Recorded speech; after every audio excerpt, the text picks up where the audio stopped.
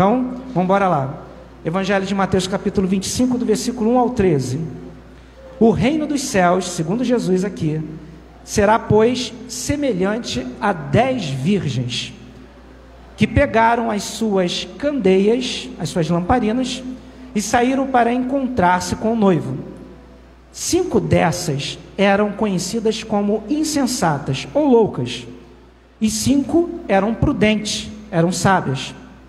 As insensatas ou loucas pegaram as suas candeias, as suas lamparinas, mas não levaram combustível, o óleo, para alimentar essas lamparinas, essas candeias.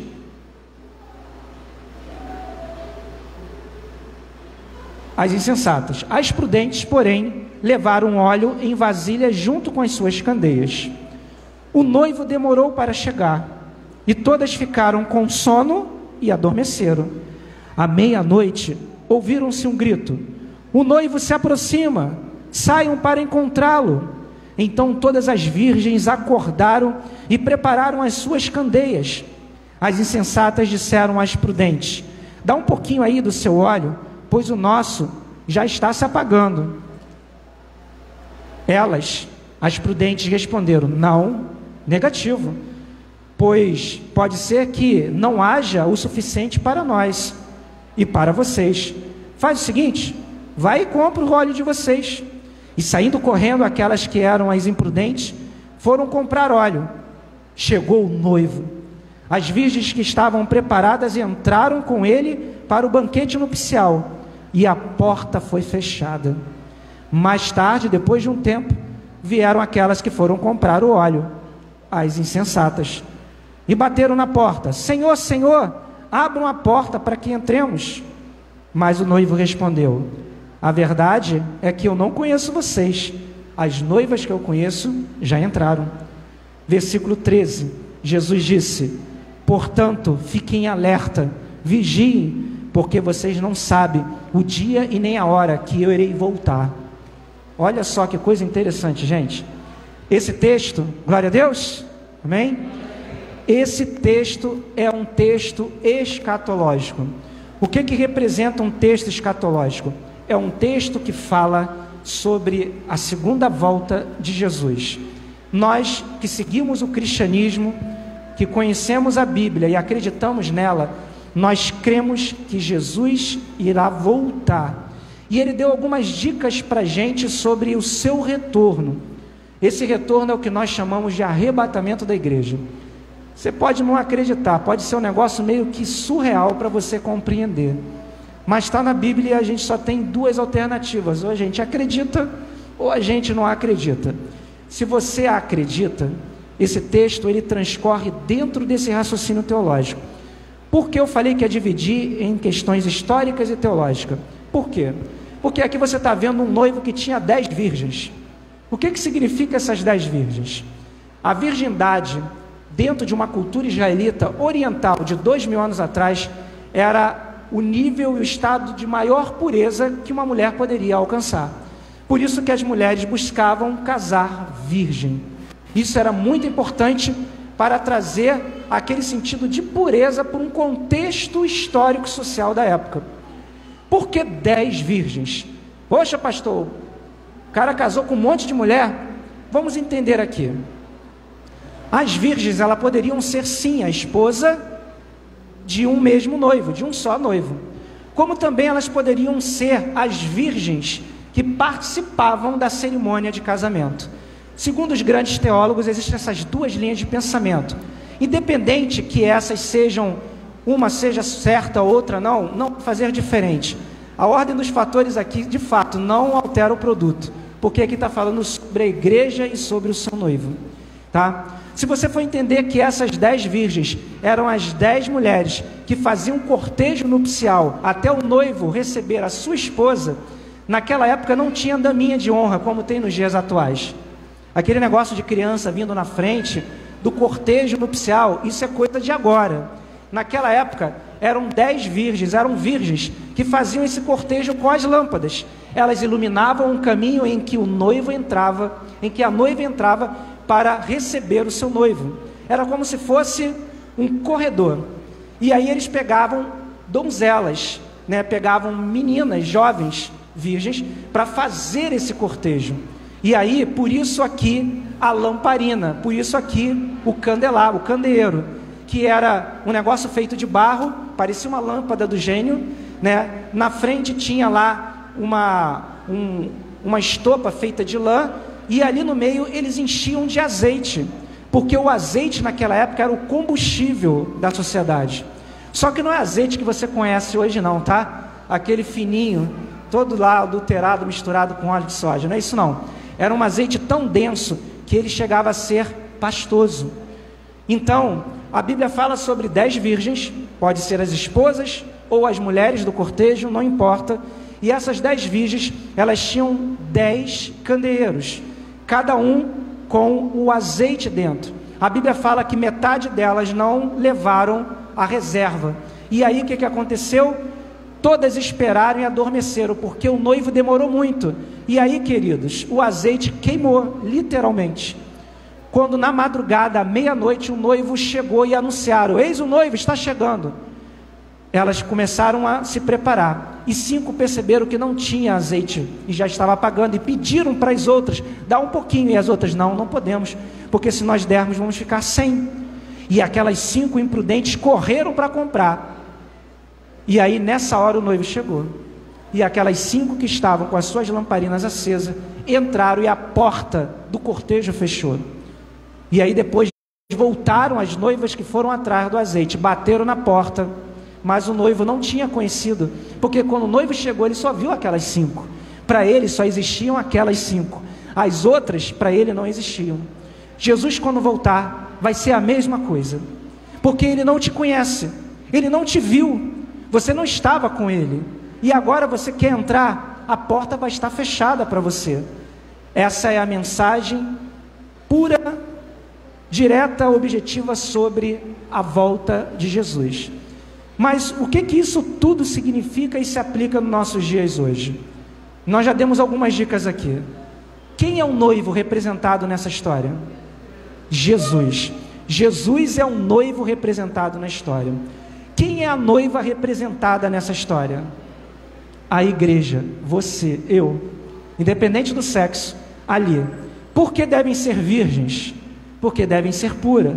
E a pureza na Bíblia nos remete à santidade. E o que é a santidade?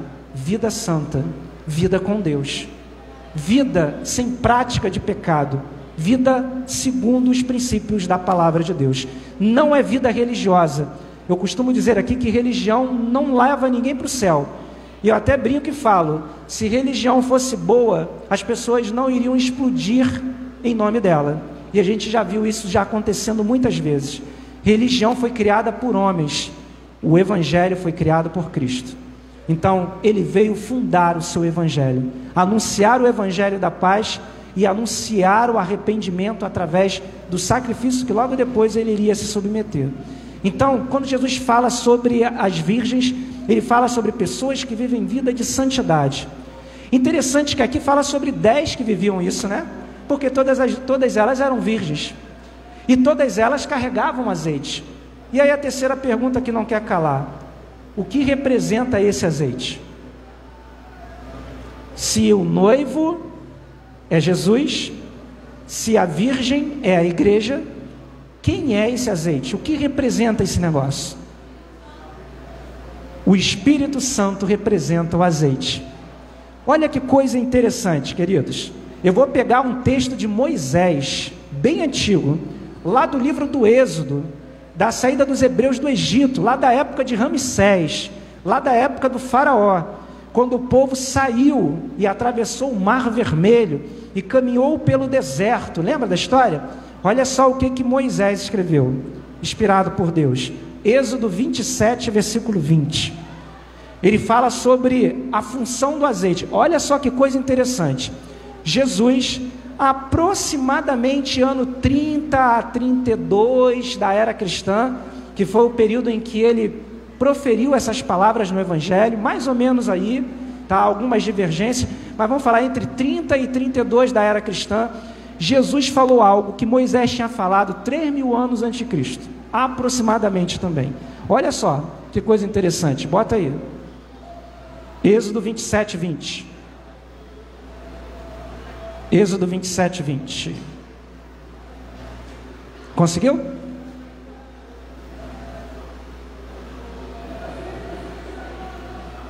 Êxodo 27, 20. Enquanto eles estão preparando ali, a gente vai perceber que esse azeite, conforme vocês falaram, é certo, representa o Espírito Santo, representa o encher desse Espírito Santo.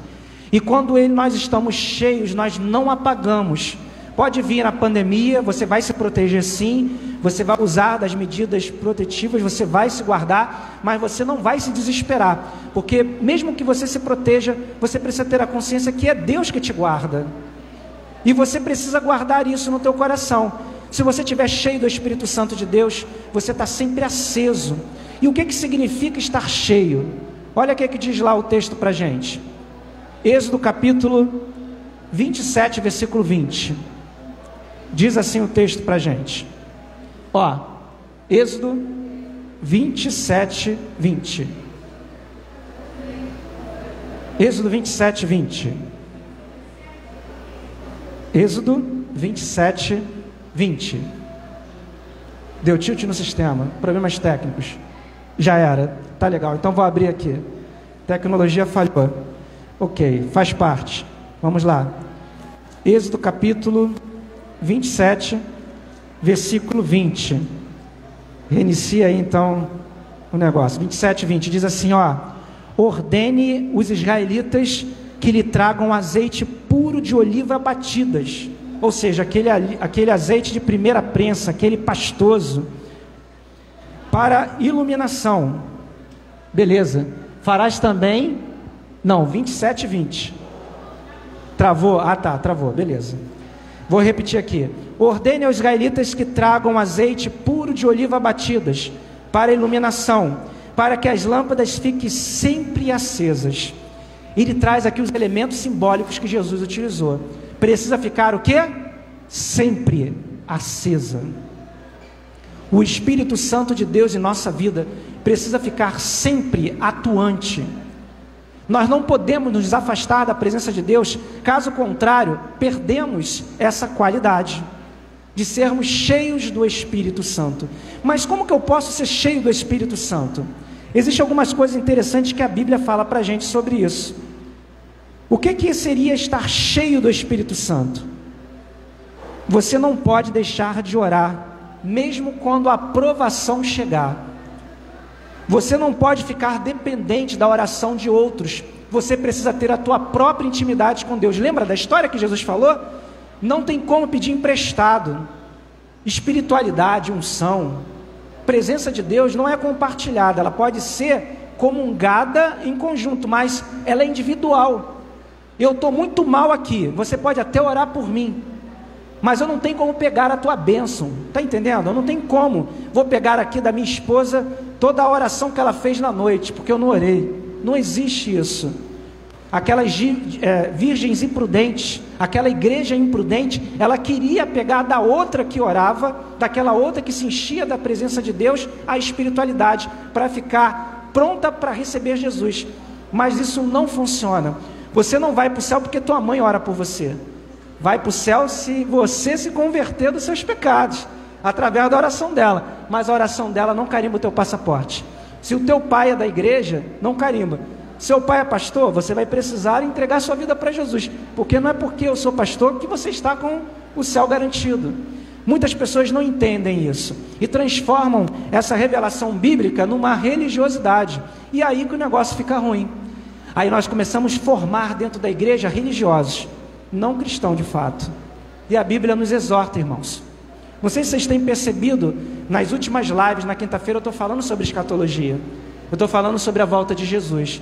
Para botar medo em vocês, olha que eu nem associei o Covid às pragas do Apocalipse, porque tem muita gente fazendo isso.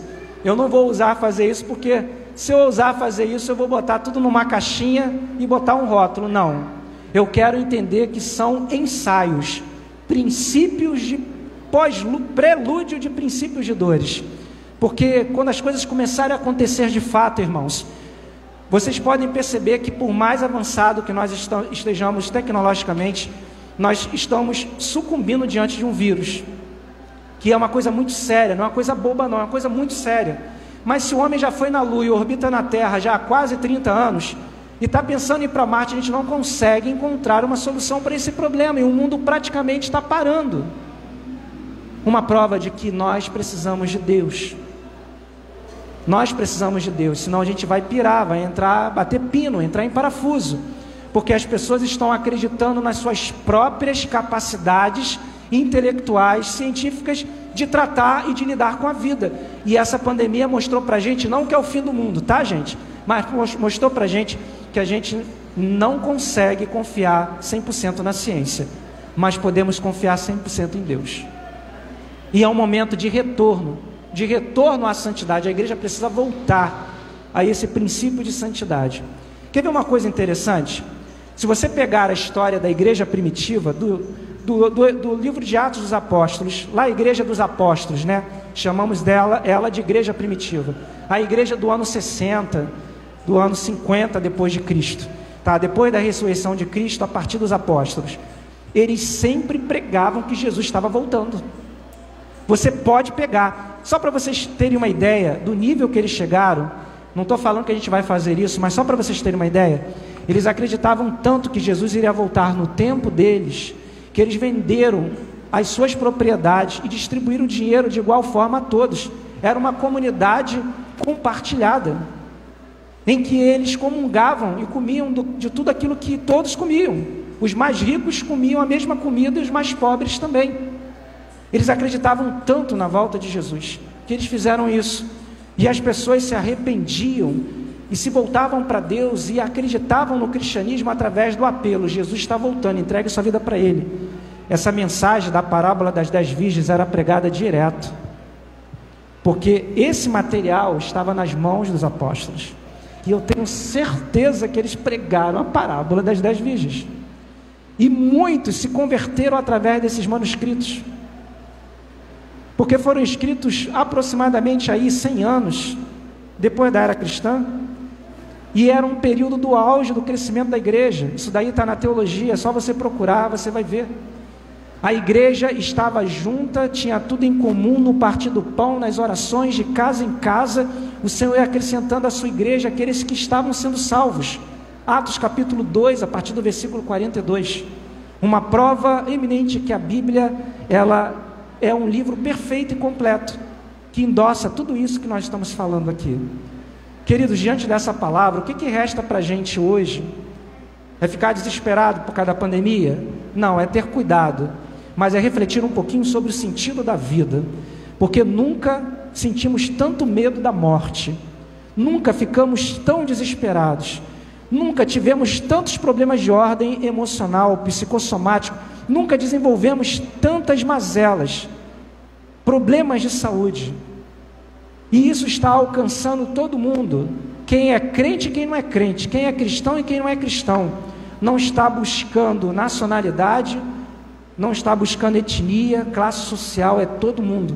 Você vê, desde o catador de lixo até o presidente de uma nação, está todo mundo pegando e muitos estão morrendo.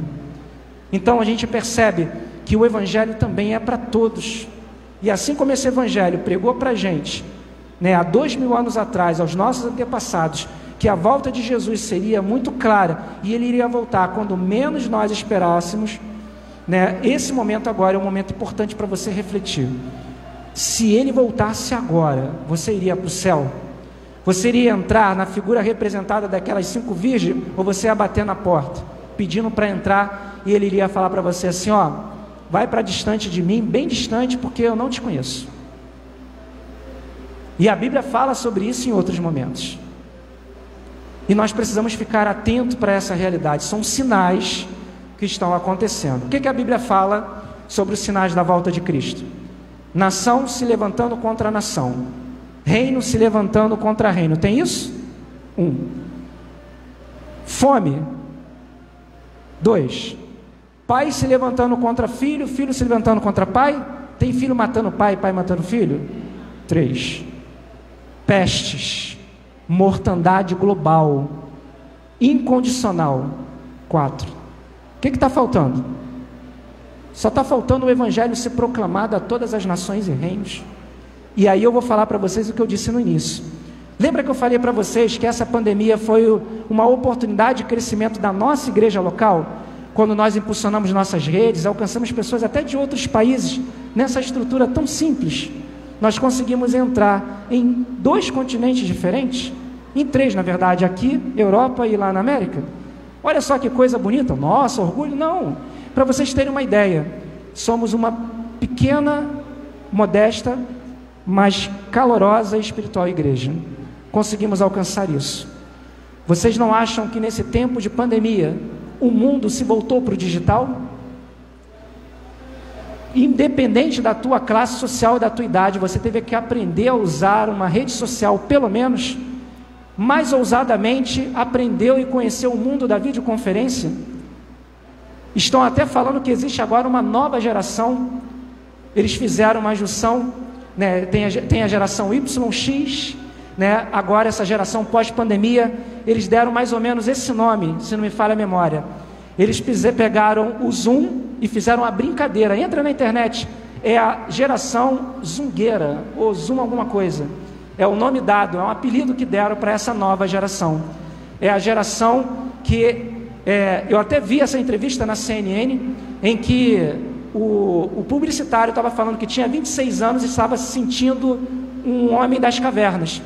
Porque o irmãozinho dele, de 8 anos, sabia usar ferramentas de videoconferência e ele estava pedindo orientação ao irmãozinho que estava no primário, né, no início da sua alfabetização, pedindo orientação ao seu irmãozinho para ele fazer a pós-graduação dele em publicidade.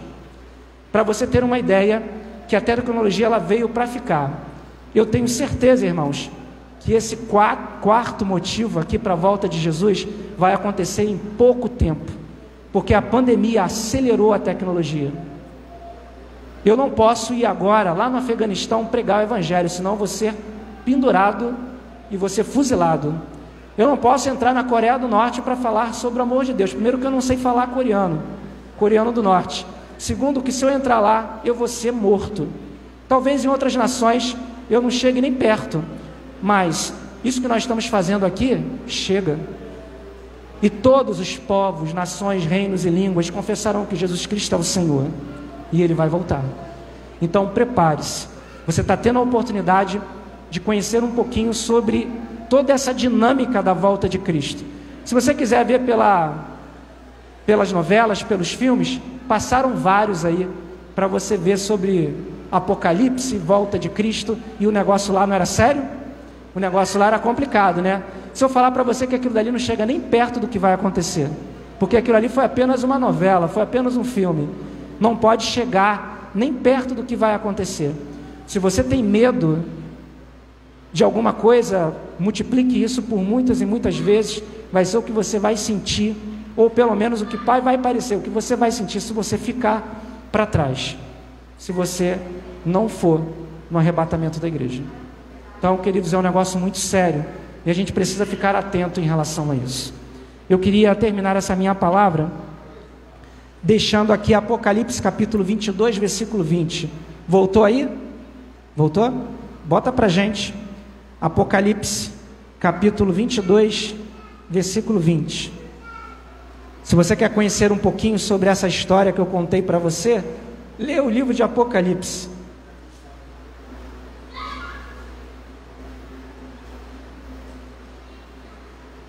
Interessante que depois de todas essas coisas anunciadas no livro de Apocalipse, no livro das revelações, você vê aqui Deus, através da vida de João, lá em Pátmos, olha como ele encerra esse texto. Aqui. Aquele que dá testemunho destas coisas diz: Maranata. Vocês sabem o que significa isso? Aquele que dá testemunho destas coisas diz: Maranata. Maranata é uma palavra no aramaico que é uma língua bem arcaica, antes do próprio hebraico, né, que também foi utilizada no grego, que tem como significado literal assim, ó: vem logo o Senhor Jesus, ou venha logo o Senhor. tá? É uma palavra que traduzida para justiça. Venha logo para julgar, venha logo para resgatar. É a justiça de Deus sendo revelada através dessa palavra, tá? Tanto que aqui na versão da nossa projeção já está traduzido, né? Ora vem, Senhor Jesus. Ou seja, a última palavra do livro das Revelações foi um chamado para Jesus voltar logo. Esse era o discurso da igreja primitiva. Ele pregava Jesus voltando. E interessante, o Ministério de Louvor pode vir. E interessante que o que acontece, queridos? Nós substituímos esse discurso na igreja. Quando eu falo igreja de uma forma em geral, tá, irmãos? A igreja de uma forma geral. Nós substituímos esse discurso de santidade, de conserto, de aliança, de arrependimento, de preparação, para discurso de autoajuda, de prosperidade. O famoso toma lá e dá cá. Eu vou para a igreja para receber a bênção.